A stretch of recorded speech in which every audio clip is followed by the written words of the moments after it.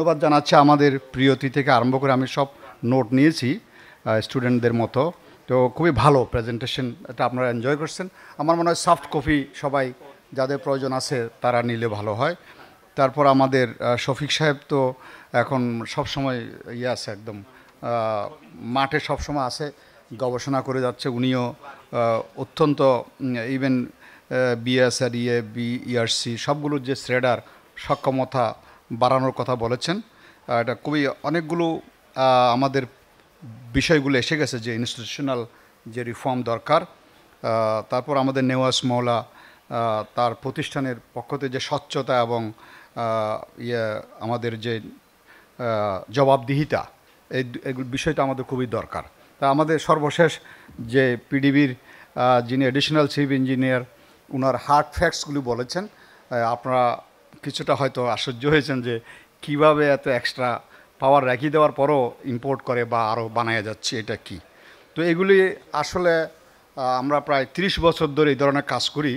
এর কান্নাকাটি করে কোনো লাভ হবে না, মানে কারণ কি, এটা বলতেই থাকবেন, ওরা যা আছে করতেই থাকবে। সুতরাং কি করবেন, এটা ওই যে গবেষণা আমরা করেন, আমরা এই লাইনে করি, কিন্তু দেখা যাচ্ছে যে ওরা এক লাইনে চলবে আর আমরা আরেক লাইনে, জনগণ আরেক লাইনে। তো এটা জনগণকেই জনগণের ভাগ্যের পরিবর্তনের চেষ্টা করতে হবে, আদারওয়াইজ সেটা হবে না।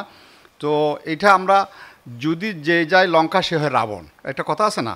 আপনি যদি এখন বসে যান তখন আপনার কথাবার্তা আবার একটা ভিন্ন রকম হবে, কারণ উনি ডেস্ক গেলে যে ব্রিফিং পায় তো উনি আবার এটা বলতে পারে না, স্যার আপনার তো নলেজ নাই, আপনি নতুন আসছেন, এইগুলো বুঝাই দিবে।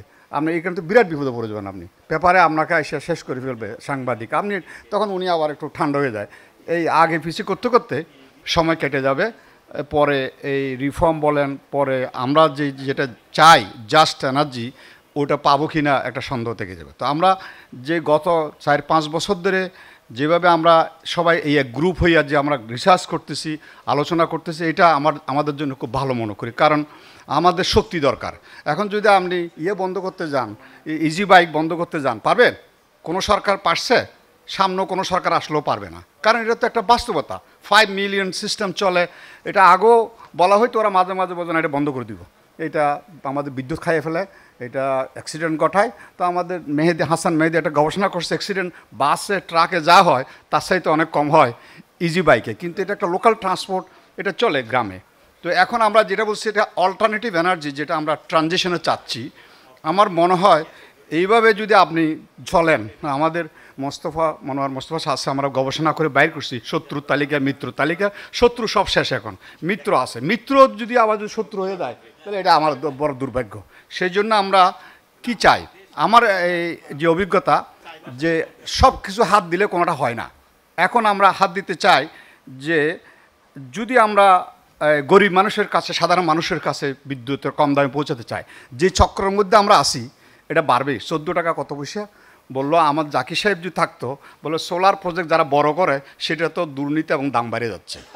তো এইটা তাহলে ওইটা যদি হয়, আপনি বিদ্যুৎ দিচ্ছেন লাইন থেকে, সেখানে সোলারও আছে, সোলারের দামও বেশি, সব দাম একই দামে আপনি পাচ্ছেন। সেটা তো আপনি সোলারের দাম, আবার ফার্নেস অয়েলের দাম, গ্যাসের দাম, ওই অন্য দাম, এগুলো তো আপনি দেখতেছেন, আপনি তো বিদ্যুতের একই রকম দাম দিচ্ছেন। সুতরাং কে কোন রেট আনছে এটা তো লেভেলাইজ কস্ট এসে আপনি বুঝবেন না, অনেকগুলো এই দিয়ে আপনারে ফেলাই দিবে, তখন আপনাকে বিদ্যুৎ বিল দিতেই হবে। তো এটার থেকে বাঁচার কি উপায়, আমি ভাবতেছি যেটা ডুয়েবল। আমরা এই অন্তর্বর্তী সরকারের জন্য প্রস্তাব এই 3 দিন হবে, আমরা ড্রাফটিং কমিটিতে আসি, দেখি কন্ট্রিবিউট করা যায় কিনা।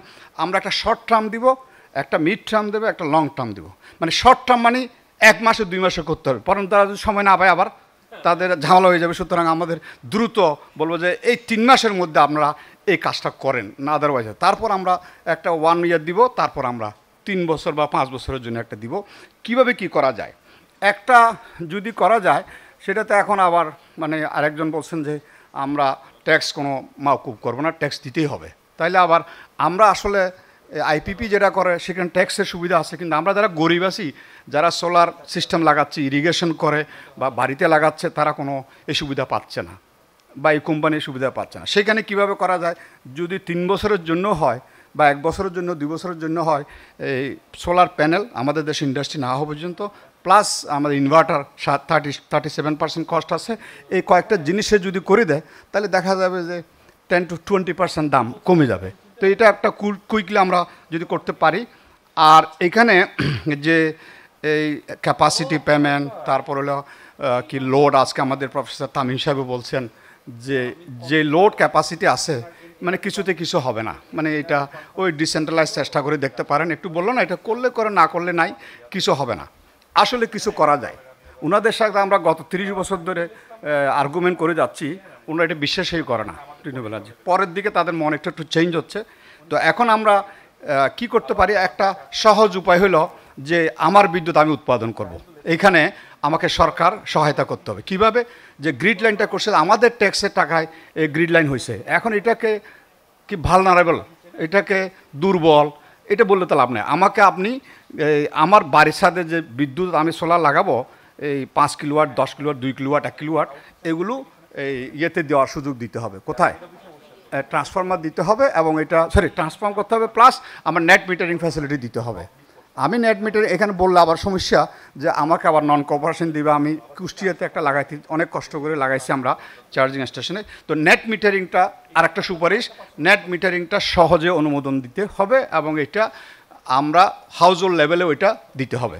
অন্য দেশে তো দিচ্ছে, এই অস্ট্রেলিয়া আরও অন্য দেশে ইনসেন্টিভ দিচ্ছে। আপনি যদি 1 কিলোওয়াট লাগান একটা ইনসেন্টিভ পাবেন, 2 কিলোওয়াট লাগালে একটা ইনসেন্টিভ পাবেন, 5 কিলোওয়াট লাগালে ইনসেন্টিভটা কে দিবে? যিনি দিচ্ছে উনি আপনাকে দেখাবে, ধরেন 30,000 টাকা, 15,000 টাকা সরকার থেকে পাবে, উনি নিয়ে নিবে, আপনারা 30,000 টাকার মাল বুঝাই দিবে, এবং এটা আপনি সার্টিফাই দিবে, এটা চলবে, এটা গ্রিড লাইনে যাবে, এবং ইনভার্টার সহ নেট মিটারিং সহ এটা আছে। সুতরাং এটা উন্নত দেশে যদি পারে, তা আমাদের গরিব দেশে আমরা গরিবানা মতো করে অসুবিধা কি, সেটা করা যাবে। তো এখন এটা নেট মিটারিং, এবং আমার বিদ্যুৎ আমি উৎপাদন করব আমার ছাদ থেকে, শাকসবজি উৎপাদন করে, মাছ উৎপাদন করি, যা উৎপাদন করি, গম উৎপাদন করি, আমি আমার বিদ্যুৎ উৎপাদন করব, এবং এটা সরকারের জন্য লাভ, সরকার বার্ডেন কমবে, অ্যাট দ্য সেম টাইম আমার বিদ্যুৎ আমি উৎপাদন করতে পারলাম। তো আমার মনে হয় এই ফোরামের এই আমাদের এটা থেকে একটা সুপারিশ, যে নেট মিটারিং এটা সহজ করতে হবে, এবং এটা অনুমোদন দিতে হবে।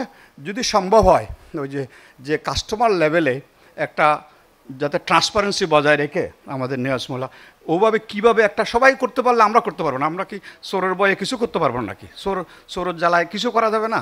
তো এটা তো সম্ভব না। আমরা এটা কীভাবে প্রোটেক্ট করা যায়, একটা সিস্টেম বাইর করে আমরা কি করব, আমার বাড়িতে আমি বিদ্যুৎ করি, এখন 3,000 টাকা সে বিল দিতে পারে না, তাহলে স্যার তার যদি 1,500 টাকা সে কমাইতে পারে, অসুবিধা কী?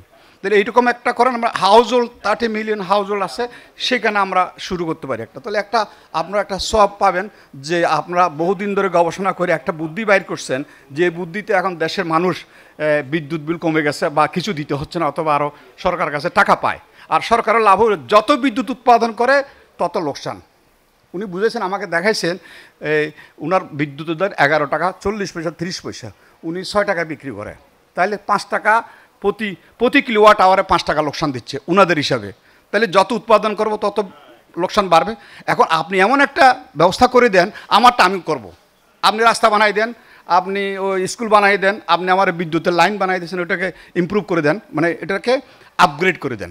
এখন আমাদের যে বিভিন্ন মিটিং হয় আন্তর্জাতিক, সবাই বলে যে যদি তোমার সরকার চায় আমরা এই গ্রিড আপগ্রেডেশনের টাকা দিব, গ্রান্ট দিবে, সফট লোন দিবে, লং টার্ম তারা করে দিবে। তো সুতরাং এটা একটা ইচ্ছা লাগবে, এই প্রাতিষ্ঠানিক ইচ্ছা লাগবে, যে আমরা মনে করেন রংপুর এই এলাকাতে সোলার বেশি, এইটাকে আমরা ইমপ্রুভ করব, খুলনা করব, এরকম যদি প্ল্যানিং দেয় তাহলে ওরা টাকাও দিবে, অর্থাৎ বড় ধরনের ইনভেস্টমেন্ট করবে। আর যদি বলে যে আমি গরিবদেরকে এটা করব, 5 কিলোওয়াট করে দিব, ইনভার্টার এসে খরচ আছে, আমাকে একটু ইনসেন্টিভের একটা প্যাকেজ দাও, ওটাও করা যাবে। শুধু আমাদের অনেস্টি, সিনসিয়ারিটি এবং এই ক্যাপাসিটি বিল্ড আপ করতে, to planning it and to implement it, তাহলে এটা একটা করা যায়। আর একটা কাজ, একটু সকালে বলছিলাম একটু করে, যত ইরিগেশন পাম্প চলায় ডিজেল দিয়া, তো আমরা যদি এই ফোরাম থেকে যদি এটা প্রস্তাব পাস করতে পারি, আগামী 3 বছরের মধ্যে এই পাম্পগুলো সব সোলারে করে দিতে হবে। এটা কেমনি করবেন আপনারা জানেন, আপনারা বাইর করেন। আপনারা তো বলছেন আমরা সিনসিয়ার, অনেস্ট, ওয়াই নট? তাহলে আপনারা করেন। এখন পরিবর্তিত পরিস্থিতিতে সমস্ত ইরিগেশন পাম্পগুলো ডিজেল, ওগুলো সোলারে পরিবর্তন করেন। কৃষকের কি হয়, তাহলে খরচ কমে যাবে। কৃষককে একটা ইনসেন্টিভ দেন, ওই যে ধান কাটার মেশিন আছে, তারপর অনেক কিছু ধান লাগানোর মেশিন হচ্ছে, এগুলোতে ইনসেন্টিভ দিচ্ছে, তাহলে একটা পাম্প ইনসেন্টিভ দিতে অসুবিধা কী?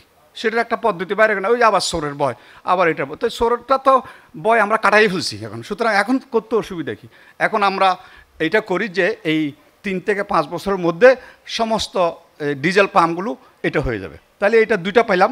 থার্ড হইল আমরা যত রকম ইজি বাইক আছে একটা ফ্যাসিলিটি ক্রিয়েট করি ওই এলাকায়, সেটা এন্ট্রপ্রেনিউর ঠিক করুক, যে এন্ট্রপ্রেনিউর যদি পাওয়া যায় তাকে লোন দিয়ে, সফট লোন দিয়ে সে ইজি বাইকগুলো চার্জিং স্টেশন করবে।